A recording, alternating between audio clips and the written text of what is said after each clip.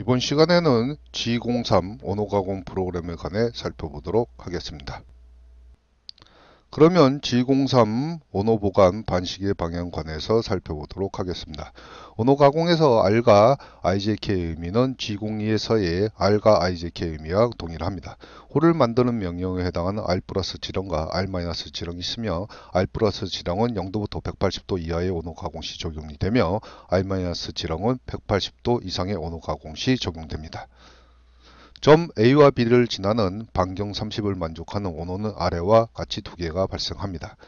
A와 B를 지나는 반시계 방향이니까 녹색에 해당하는 부분 하나, 그 다음에 빨간색에 해당하는 부분 하나. 녹색에 해당하는 부분은 90도를 의미하기 때문에 R 플러스 지령이 형성이 되고, 빨간색에 해당하는 부분은 270도를 의미하기 때문에 R 마이너스 지령법이 형성이 됩니다. 여기서 다른 명령어 R 대신 IJK 사용 방법에 대해서 보도록 하겠습니다. IJK 지령은 G02 지령과 동일합니다. 0도부터 시작을 해서 306도 언어 가공 시에 적용이 되며 I와 J를 사용하기 위해서 먼저 언어의 시작점에서 언어의 중심점까지 화살표를 그립니다. 화살표의 표식은 언어의 중심점으로 향하도록 그립니다. 그리고 이 화살표의 X축에 대한 성분과 Y축에 대한 성분의 분리를 합니다. 분리된 X축의 방향에 대한 부분을 I로, 분리된 Y축의 방향에 대한 값을 J로 표기합니다. 방향은 X축에 대한 플러스 방향인 경우 I 플러스를, X축의 마이너스 방향인 경우에는 I 마이너스를, Y축의 플러스 방향인 경우는 J 플러스를, Y축의 마이너스 방향인 경우는 J 마이너스로 표기합니다. 주로 반시계 방향으로 언어 가공할 때 사용하는 G03은 언어 시작점에서 출발하여 언어 끝점까지 위치를 결정합니다. 이러한 G03의 가공 방향은 반시계 방향입니다. 이번에는 G03 언어 가공 반시계 방향 지령 형식에 대해서 알아보도록 하겠습니다. 우리가 우선적으로 배우셨던 G02 지령 형식과 동일합니다. 총 3가지를 지령하실 수 있습니다. R 플러스 지령, R 마이너스 지령, IJK 지령에 속합니다.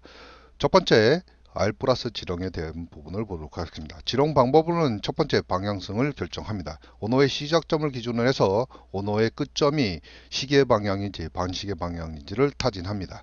반시계 방향이면 G03을, 시계 방향이면 G02를 표현합니다. 그리고 나서 절대 질분 지령으로 표시할 수 있습니다. X와 Y는 끝점의 좌표값을, R은 반경값을 의미합니다. F는 테이블에 대한 이송 속도를 의미합니다. 두 번째 지령 형식은 R- 지령 형식입니다. 제일 먼저 시작점을 기준으로 해서 언어의 끝점까지 방향성을 결정하고, 두 번째 절대 지령 중분 지령인지를 표시를 합니다. 세 번째로는 끝점에 대한 좌표값을 기록을 합니다. 네 번째는 R-를 표시합니다. 마지막으로 테이블 이송 속도에 대한 부분을 표시합니다. 지령 강치 세 번째에 대한 부분은 IJK 지령 방법입니다. G02와 마찬가지로 동일한 방식으로 지정하실 수 있습니다. 방향성에 대한 부분을 결정을 하고 절대 증분으로 표현이 가능합니다.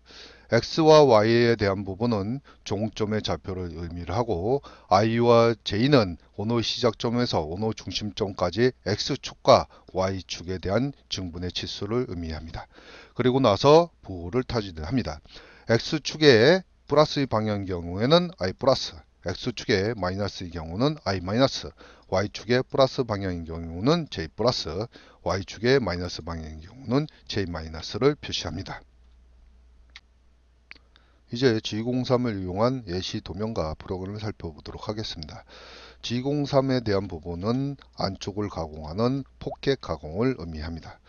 A 지점을 언어의 시작점이라고 하고 B점을 언어의 끝점이라고 하면 언어의 시작점에서 언어의 끝점까지의 가공 경로는 언어의 형태를 이루며 반시계 방향으로 진행합니다.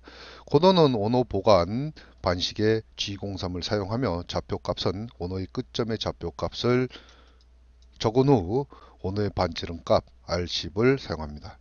또한 이송 속도는 F100을 사용하도록 하겠습니다. 이때 언어의 반지름 값인 R을 빠뜨리는 경우가 종종 있는데 이를 누락하지 않도록 주의하셔야 됩니다. 이번에는 예시 두 번째를 보도록 하겠습니다. A 지점을 온오의 시작점이라고 하고 B점을 온오의 끝점이라고 하면 온오의 시작점에서 온오의 끝점까지 가공 경로는 온오의 형태를 이루며 반시계 방향으로 진행합니다. 따라서 코드는 온오 보관 반시계 방향의 G03을 사용하며 좌표값은 온오의 끝점의 좌표값을 적은 후 R-10을 사용합니다. 또한 이송 속도는 F100을 삽니다. 이때 온오의 반지름 값인 R을 빠뜨리는 경우가 종종 있는데 이를 누락하지 않도록 주의하셔야 됩니다. 여기서 주의사항은 공구가 A점에 대한 시작점과 B점으로 들어갈 수 있는 여유 공간이 확보가 돼야지, 공간이 작으면 안쪽으로 들어가지 못하고 때문에 가공이 이루어지지 않을 수도 있습니다. 예시 세 번째에 대한 부분을 보도록 하겠습니다. 온오의 반지름 R 대신 온오의 시작점 A에서 온오의 중심점 C까지의 중분치수로 표기할 수 있습니다. A 지점을 온오의 시작점이라 하고 B점을 온오의 끝점이라고 하면 온오의 시작점에서 온오의 끝점의 가공 경로는 온오의 형태를 이루며 반시계 방향으로 진행합니다. 따라서 코드는 온오 보관 반시계 방향 G03을 사용하며 좌표값은 온오 끝점의 좌표값을 적은 후 온오의 반지름값 R 대신 IJ키를 사용하실 수 있습니다. IJ키라고 하는 부분은 온오의 시작점에서 온오의 중심까지의 중분치수를 의미를 합니다. 그래서 온오의 시작점에서 화살표를 그리기 때문에 X에 대한 부분은 표시가 되지 않고 J만 이렇게 표시를 하실 수 있을 겁니다.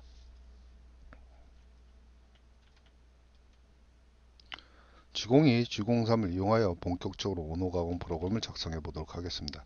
예제 도면은 바이스에 고정한 가로 70, 세로 35mm, 높이 20mm짜리 소재를 도면과 같이 절삭 가공하는 형상의 예제입니다. 저희는 아크릴 소재를 사용하여 절삭 가공하므로 절삭 가능한 절삭 깊이와 상관없이 공구를 2회 이동해서 가공하는 방식으로 프로그램을 작성하도록 하겠습니다. 먼저 1단계 절삭 경로를 결정합니다. 절삭 경로는 가공이 이루어지는 진입 높이에 해당하는 진입점, 그 다음에 가공 깊이, 그 다음에 경보정이 이루어지는 위치, 그 다음에 경보정이 해제하는 위치로 결정을 해서 1번을 시작으로 10번까지 표시를 할 겁니다. 두 번째 단계는 공유 경로값 산출 단계입니다. 첫 번째 절삭 경로에 대한 부분에 결정을 했으면 1번에 해당하는 위치에 대한 값, 2번에 해당하는 값, 3번에 대한 값, 그 다음에 4, 5, 6, 7, 8, 9번에 대한 수치를 기록을 합니다. 세 번째 단계에서는 두 번째 단계에서 산출한 공유 경로에 대한 부분에 G코드를 부여하는 단계입니다. 1번에 해당하는 부분은 가공이 이루어지는 시작 위치니까 G00을, 그 다음에 가공 깊이로 절삭을 가공해야 되니까 G1을, 그 다음에 경보정을 활성해야 되니까 G41을, 그 다음에 5번과 6번에 해당하는 부분은 6번은 온오 가공이 이루어지니까 G01을, 그 다음에 직선 구간이니까 G1을, 다시 7번에 해당하는 부분은 반시계 방향으로 가공을 해야 되니까 G03을, 그 다음에 직선 구간에 대한 부분이니까 G1을, 그 다음에 해제 코드인 G40을 명령할 겁니다. 네 번째 단계는 시작 부분과 종료 부분을 추가 작성하여 프로그램을 완성하는 단계입니다. 시작 부분에서는 첫 번째 프로그램에 대한 프로그램 번호를 시작으로 해서 취소 코드, 그 다음에 원점 복귀, 툴 교환, 시작 위치, 그 다음에 안전 높이, 스핀들 속도, 시작 위치를 부여하고, 끝나는 부분에 대한 종료 부분은 절삭류에 대한 해제, 그 다음에 길이 보정에 대한 취소, 그 다음에 추측 정지, 그 다음 탈착 위치, 프로그램 종료, 이런 식으로 부여를 하도록 하겠습니다. 그러면 모달 기능과 유효 기능에 대한 부분을 적절하게 적용을 하면 오른쪽에 보시는 프로그램으로 작성이 가능합니다. 그럼 메모장을 활용해서 프로그램을 작성하고 작성된 프로그램을 터보 캔버스 시뮬레이터를 활용해서 검증을 한번 해보도록 하겠습니다. 가운데에는 메모장을, 좌측에는 도면을 띄워놓고 프로그램을 작성하겠습니다. 프로그램의 시작은 0.5를 지정하고 수치 4자리로서 지정하겠습니다. 두 번째 블록에 대한 부분은 취소 코드를 부여하도록 하겠습니다. 세 번째 블록에 대한 부분은 G91, G28, Z0 해서 원점 복귀를 지정하겠습니다. 현업에서는 종종 사용하지 않기도 합니다. 네 번째 블록에 대한 부분은 내가 원하는 공구를 호출하도록 하겠습니다. 다섯 번째 블록은 공작물 좌표계를 기준으로 해서 좌측에 15mm, 아래쪽에 15mm 떨어진 위치를 시작점으로 등록하도록 하겠습니다.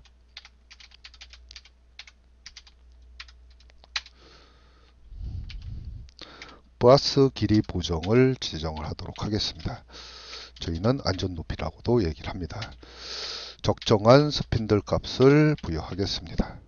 가공이 시작되는 위치를 지정하도록 하고, 그리고 나서 절삭률을 뿌리겠습니다. 도면에 가공 깊이가 5mm라고 지정되어 있기 때문에 동일한 값으로 5mm 가공할 수 있도록 Z-를 지정했습니다. 프로그램을 좀 쉽게 작성하기 위해서 경보정을 사용을 하도록 하겠습니다. 경보정의 활성화 위치는 3mm인 위치입니다.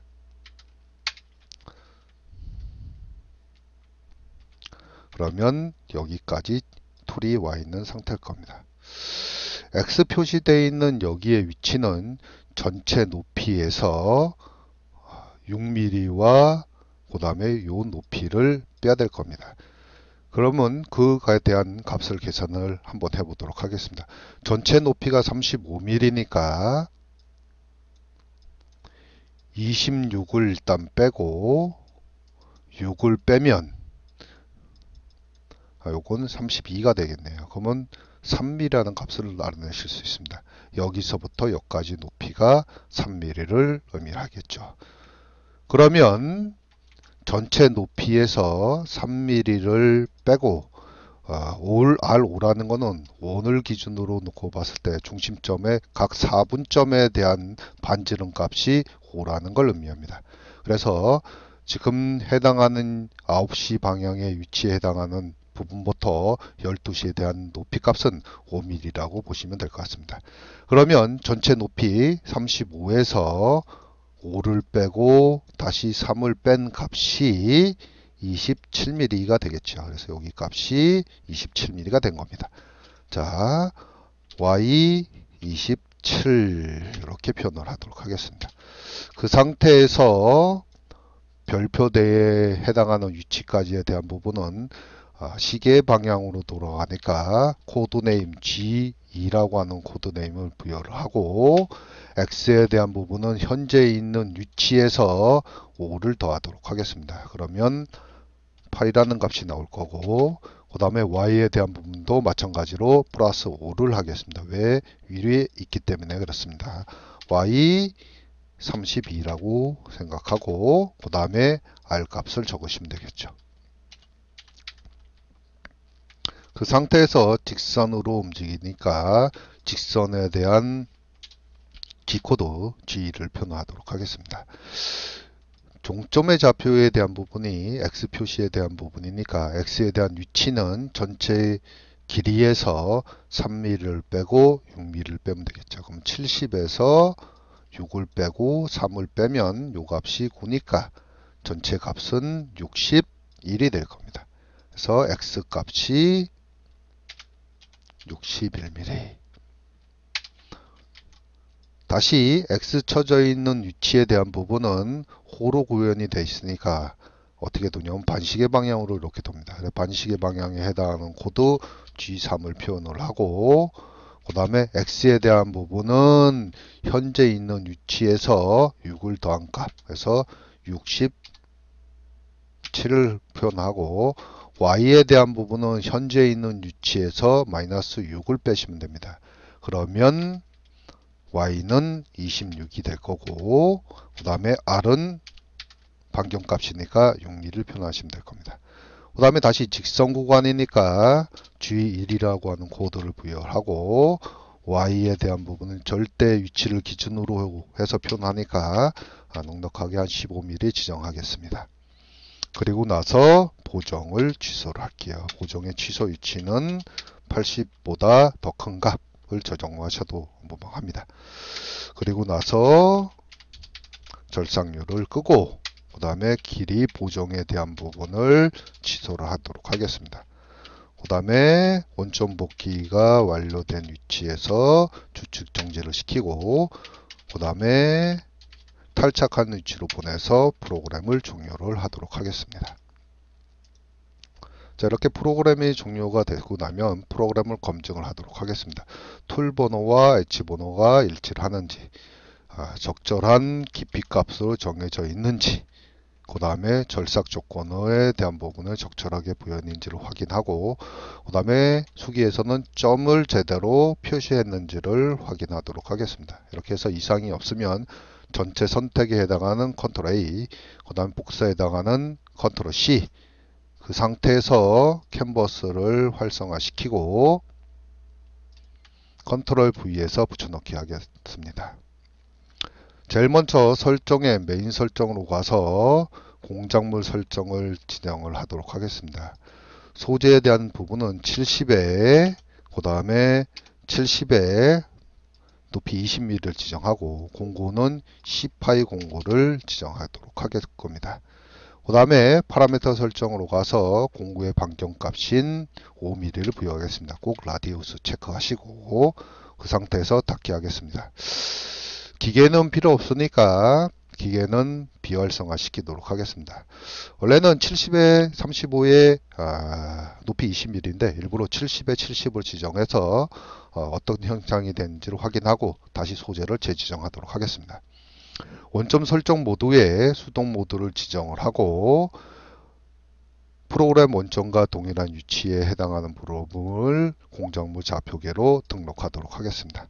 등록이 완료가 되고 나면 원점 복귀를 지정한 상태에서 자동 모드를 설정하고, 너무 빠르기 때문에 오버라이드는 50%를 설정하신 상태에서 사이클 스타트를 누르면, 실가공 모드에서 사이클 스타트를 누르면 화면에 보시는 저런 형상대에 대한 부분이 나올 겁니다. 근데 저희가 소재를 제대로 지정하지 않기 때문에 형상에 대한 부분이 이상하게 나오죠. 그래서 다시 설정에 메인 설정으로 가서 공작물에 대한 부분을 Y에 대한 값을 35로 지정하면 다시 원점 설정 모드에 수동 모드로 전환해서 1번 공구를 선택해서 해당하는 공작물에 대한 좌표계를 재등록하셔야 됩니다.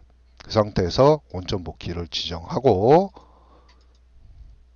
자동 모드로 놓으신 상태에서 실가공 모드를 지정하고 사이클 스타트를 누르면 해당 프로그램에 의한 부분을 가지고서는 형상이 가공이 될 겁니다.